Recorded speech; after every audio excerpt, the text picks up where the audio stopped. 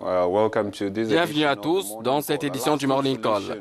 On est très loin d'une solution définitive au conflit malien après la mort d'au moins 74 casques bleus et le retrait du soutien de certains pays engagés dans la mission onusienne dans ce pays, tels que les Pays-Bas. Le Bureau des opérations de maintien de la paix de l'ONU a ainsi déclaré au Conseil de sécurité qu'un statu quo dans le processus de paix ne permettrait pas à la mission de remplir pleinement son mandat.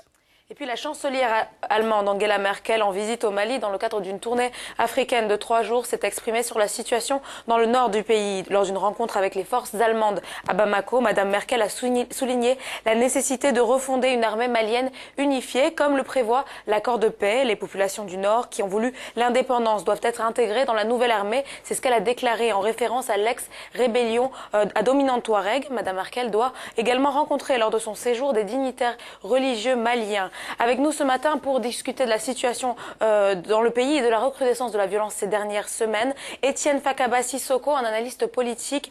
Bonjour Monsieur Sissoko, alors dites-nous, la situation semble s'être dégradée dans le nord du pays depuis ces derniers jours. 2 casques bleus ont péri la semaine dernière. Il semble que ni l'armée malienne ni la MINUSMA ne soient en mesure d'empêcher aux djihadistes de nuire. Ce qu'il faut remarquer d'abord, c'est que toutes les attaques que nous sommes en train de voir, toutes les difficultés en matière sécuritaire que nous sommes en train de voir dans le centre du pays et aussi dans le nord du Mali sont les conséquences de la lenteur que nous observons dans la mise en œuvre de l'accord de paix qui a été signé avec les groupes armés. L'objectif, c'était très clair, c'était d'abord de faire la part des choses entre les groupes armés qui avaient des revendications politiques et de l'autre côté, justement, les groupes djihadistes qui n'ont d'autres, et les trafiquants de drogue surtout. Mais aujourd'hui, qu'est-ce qui apparaît? 2 ans presque après la signature de l'accord de paix, nous voyons que rien ne bouge. L'administration n'est toujours pas de retour au nord de notre pays. L'armée malienne n'est pas de retour au nord du Mali. Les réfugiés ne sont toujours pas de retour. Et le processus de désarmement et de cantonnement des groupes armés n'est toujours pas effectif. Donc aujourd'hui, ce qui apparaît clair, c'est que l'armée malienne qui a cette fonction régalienne de sécuriser l'ensemble du pays n'a pas les moyens matériels et n'a surtout pas la formation requise aujourd'hui pour faire face à cette mission.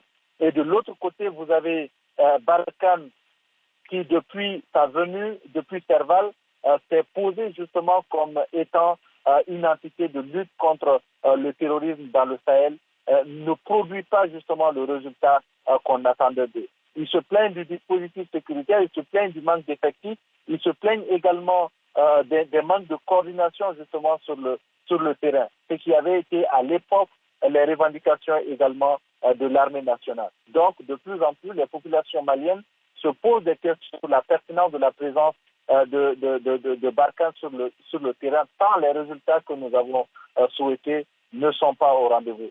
De l'autre côté, vous avez la MINUSMA également qui a cette vocation de défendre les populations civiles qui, de toute évidence, joue de plus en plus à la duplicité parce que n'arrive pas à tenir un langage clair malgré le renforcement de son mandat placé sous le chapitre 7.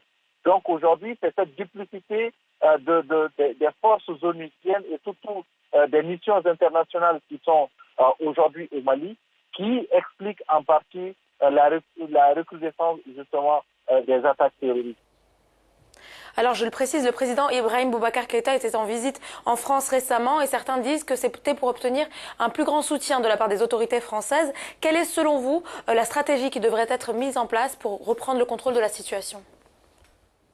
Le lieu de faire, c'est d'abord de rendre effective, comme je le disais tantôt, la mise en œuvre de l'accord, de mettre en application la loi d'orientation militaire qui a été votée par l'Assemblée nationale du Mali, qui prévoit justement une réorganisation, une restructuration de l'armée nationale. Parce qu'aujourd'hui, le sentiment des populations maliennes, c'est justement que les forces étrangères, à travers les actions qu'elles posent au quotidien, ne représentent plus l'intérêt du peuple malien. Et qu'il faut revenir à l'armée nationale qui, à elle seule, a cette vocation et doit avoir cette mission de défendre notre territoire. Une dernière question, Monsieur Sissoko. L'ambassadeur des États-Unis a récemment demandé aux autorités à Bamako de rompre les relations avec les forces du Gatia. Qu'en pensez-vous? les États-Unis doivent prendre conscience que ce n'est pas une question de relation entre le Gatia et le Mali et les autorités politiques maliennes, parce que nous le savons, des agents de la CMA, des groupes armés, des membres très influents des groupes armés de la CMA sont fonctionnaires de l'État malien et touchent encore leur salaire. Pourtant, dans cette situation, on ne parle pas de duplicité. Il y a des hauts gradés de l'armée nationale qui ont retourné leur veste aujourd'hui, qui se trouvent du côté de la CMA. On ne parle toujours pas d'acquaintance avec l'autorité malienne. Donc, c'est des déclarations qui sont de nature à crisper davantage la situation plutôt qu'à débloquer cette situation. Et on serait heureux de voir des États-Unis tenir un tel discours si, en termes d'appui matériel, en termes d'appui de renseignement, en termes d'appui tout court à l'État malien, on ressentait ces États-Unis-là. Donc aujourd'hui, le Mali n'a aucune leçon, de mon point de vue, à recevoir d'un pays qui se soucie très peu de son développement et de son devenir. Voilà, c'était l'analyste Étienne Fakaba Sissoko qui revenait sur la crise et le processus de paix au Mali.